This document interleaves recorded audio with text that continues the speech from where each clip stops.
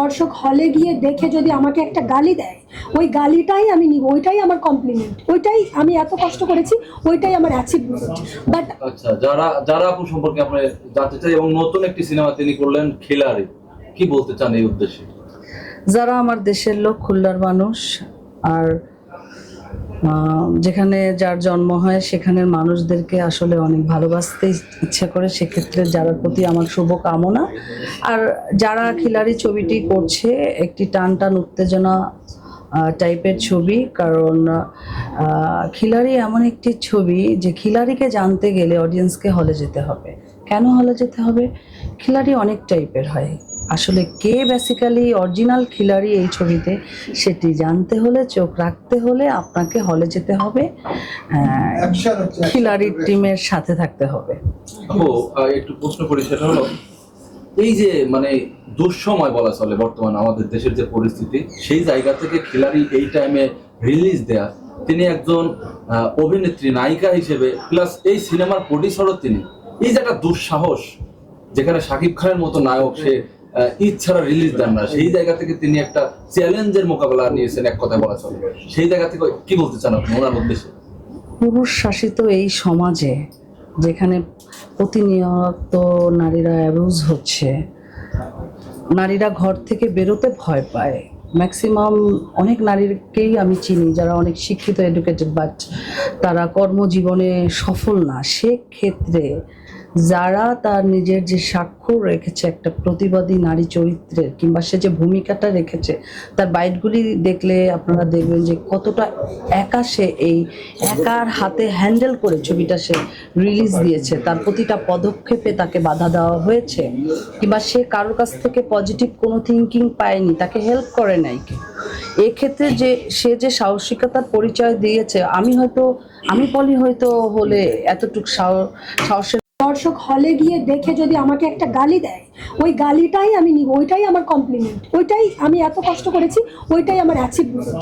But দর্শক পর্যন্ত আপনারা যে যেতে দিচ্ছেন না, যারা আমাকে থামিয়ে দিচ্ছেন, আমি প্লিজ বলবো আপনারা যারা যারা প্রডিউসার আছেন, যারা যারা আপনারা মাথা আছেন, আপনারা আমার জায়গাতে একটু চিন্তা করবেন ভাইয়া, যে যারা প্রডিউস করেছেন তারা জানেন যে এই জায়গায় আসতে কি কি প্রয়োজন হয়।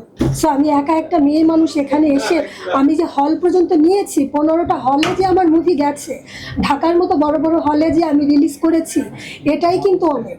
একদিন হলেও আমার মুভিটা চলতেছে। সো চলার পর যখন হল মালিকেরা নিজেরাই ভালো বলতেছে, হল মালিকেরা বলতেছে যে এত ভালো একটা মুভি, আসলেই ভালো হয়েছে। সো 5ই আগস্টের পরে দর্শক খুবই কম।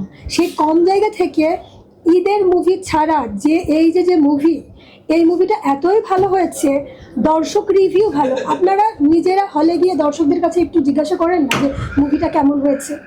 আমি আমার বক্তব্য দিচ্ছি না, হল মালিকদের বক্তব্য দিচ্ছি। তাহলে আমি যেটা বানিয়েছি মোটামুটি দেখার মতো, আপনারা প্লিজ দর্শকদের একটু দেখতে দেন। প্রতিটা জেলায় আমি রিকোয়েস্ট করবো, প্রতিটা জেলায় আমার মুভিটা যেন একদিন হলেও চলে, এই সুযোগটা যেন আমাকে করে দেওয়া হয়। আমি একটি টাকাও চাচ্ছি না, আমি জানি যে আমি এই টাকাটা নদীতে ফেলছি। আমার কাছে কিচ্ছু আসার দরকার নেই, কিচ্ছু আসবে না, আমি ফ্রিতে সব হলে চালাবো। শুধু দর্শকরা আমার মুভিটা দেখুক, দেখে আমাকে ওপিনিয়ন দিক, নতুন আর্টিস্ট হিসেবে নতুনদের নিয়ে কাজ করা যাবে কিনা, নেক্সট টাইমে আমি কাজ করতে পারবো কিনা, আমাকে এই সুযোগটা প্লিজ করে দেন। আমি আর কিচ্ছু চাই। আমি দর্শকদের উদ্দেশ্যে বলবো যে এই যে যারার আকুল আবেদন দর্শকদের প্রতি, এই আবেদন তারা শুনবে ইনশাআল্লাহ। তুমি বিশ্বাস রাখো, তোমার এই আকুলতা তাদের কান অবধি পৌঁছে যাবে। আমি বলি, তোমাকে কথা দিচ্ছি। তো ওর কাছে আপনি একজন প্রডিউসার, নায়িকা হিসেবে নিচ্ছি না, একজন প্রডিউসার হিসেবে প্রশ্ন করতে চাই, যেখানে বড় বড় প্রডিউসাররা মানে সাহস রাখে না এই সময়ে সিনেমা তৈরি করার, যেহেতু সিনেমার মানে শেষের দিকেই চলে যাচ্ছে বললেই চলে, সেই জায়গায় আপনি নতুন করে সিনেমাকে সামনের দিকে এগিয়ে নেওয়ার জন্য যে চ্যালেঞ্জটা নিয়েছে, এই যে একটা মানে মোকাবেলা, চ্যালেঞ্জের মোকাবেলা, এইটা কিভাবে সাহস পান, কে আপনাকে যোগান দেয় একটু জানতে চাই। আচ্ছা ভাই, আমার সাহসটা সম্পূর্ণই আমার নিজের। আমার আম্মু সবসময় বলতো যে নিজের বাহুর বল সব থেকে বড় বল। যে নিজের ভিতর থেকে শক্ত না, তার পিছনে যদি 100 লোকও থাকে, সে কখনো কিছু করতে পারবে না। আপনি যতক্ষণ নিজে শক্ত থাকবেন, আপনার পেছনে কেউ না থাকলেও আপনি দেখবেন সামনে এগিয়ে গেছেন। তো আমি আমার ভিতর থেকে খুব হার্ড একজন পার্সন। আমি যখন যেটা করি আমি আমার নিজের শক্তিতেই করি, আমি কখনো কারোর শক্তিতে কখনো কিছু করিনি। সো মুভির জগৎটা হচ্ছে আমার ভালোবাসার একটা জগৎ। সবাই যেমন একটা একটা জগৎকে ভালোবাসে, আমি মুভিকে ভালোবাসি, আমি চলচ্চিত্রকে ভালোবাসি।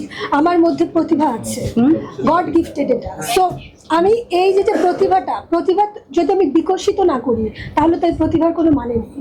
সো আমি ওই জায়গা থেকে, যেহেতু আমার প্রতিভা আছে, আমি কেন এই জায়গাটাকে নষ্ট করব?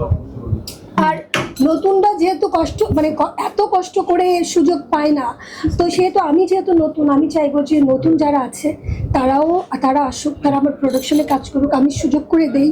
আমার ইচ্ছা আছে, আমার সামর্থ্য আছে, আল্লাহ পাক আমাকে অতটুকু সামর্থ্য দিয়েছেন। তো আমি চাচ্ছি যে আমার ইন্ডাস্ট্রির যারা বেকার আছে, যারা নতুন আছে, আমি তাদেরকে নিয়ে সাহসিকতার একটা পরিচয় দেই। আপনারা শুধু আমার পাশে একটু থাকেন যে আমি যেন হল পর্যন্ত এসছি, এখন আমার এই হলে আমার মুভিটা যেন যায়, আমি নেক্সট কাজটা যেন সুন্দরভাবে ধরতে পারি। আমাকে যদি এখানে থামিয়ে দেওয়া হয়, এখানেই যদি আমাকে এভাবে স্টপ একজন করে দেওয়া হয়, প্রোডিউসারকে হত্যা করা তাহলে হবে। কিন্তু একটা প্রোডিউসার হত্যা করবেন। আমার একটা মুভিতে কিন্তু মিনিমাম 70 জন কাজ করেছে। এই 70 জন কিন্তু আমার হ্যাঁ। বাংলাদেশের ইউনিট ছিল। আমি কিন্তু বাইরে থেকে একটা টেকনিশিয়ানও আনি, একটা আর্টিস্টও আমার বাংলাদেশের বাইরে নেই। তাহলে আমার পুরো টেকনিশিয়ান, আমার মিউজিক ডিরেক্টর থেকে শুরু করে, আমার প্রোডাকশন বয় থেকে শুরু করে যারা কাজ করেছে, মিনিমাম 70 জনের উপরে। এই 70 জনের কিন্তু ফ্যামিলি আছে। তাহলে যারা এই একটা টাকাও খেয়েছে, তারা কিন্তু আমার বাংলাদেশের মানুষই খেয়েছে, বাইরের মানুষ খায়নি। তো আমি যদি আজকে এখান থেকে লাভবান হওয়ার কিছু নাই, আমি যদি প্রত্যাশিত সেটাও আমার প্রয়োজন, আমি সন্তুষ্ট হই যে হ্যাঁ আমার দর্শক পর্যন্ত আমি পৌঁছাতে পেরেছি, তাহলে কিন্তু নেক্সট আর একটা কাজ আমি ধরতে পারবো। নেক্সট আর একটা নতুন হিরো এখানে সুযোগ পাবে, নতুন আর্টিস্ট সুযোগ পাবে, আমার যারা টেকনিশিয়ান আছে তারা কিন্তু সুযোগ পাবে। আপনারা আমাকে থামিয়ে দিচ্ছেন মানে কিন্তু পুরো বাংলা ইন্ডাস্ট্রিকে থামিয়ে দিচ্ছেন।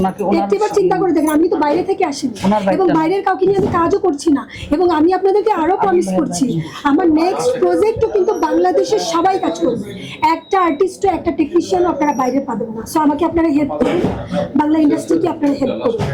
আপু আমি একটা প্রশ্ন করতে চাইছিলাম, সেটা হলো আপনি আমরা দেখলাম এই সিনেমায় সাংবাদিকতা যে পেশাটা, এই পেশাটা কতটুকু অনুভব করতে পারছে? হ্যাঁ, সাংবাদিকতা পেশা আসলেই একটা খুবই বাংলাদেশের প্রতিটা দেশের এটা সমাজের একটা আয়না বা সমাজের একটা দর্পণ। আমরা মনে করছি আরে দেখো একটা ক্যামেরা নিয়ে বসে আছে সাংবাদিক, কিন্তু আসলে আপনি সমাজের প্রেক্ষাপট, সমাজের সবকিছু আপনি সকলের কাছে তুলে ধরবেন কিভাবে? একমাত্র সংবাদের মাধ্যমে। একটা খুন হয়েছে, ওই সংবাদটা যদি আপনি চাপা দিয়ে দেন, দেখেন ওইটার কোনো বিচারও আপনি পাবেন না।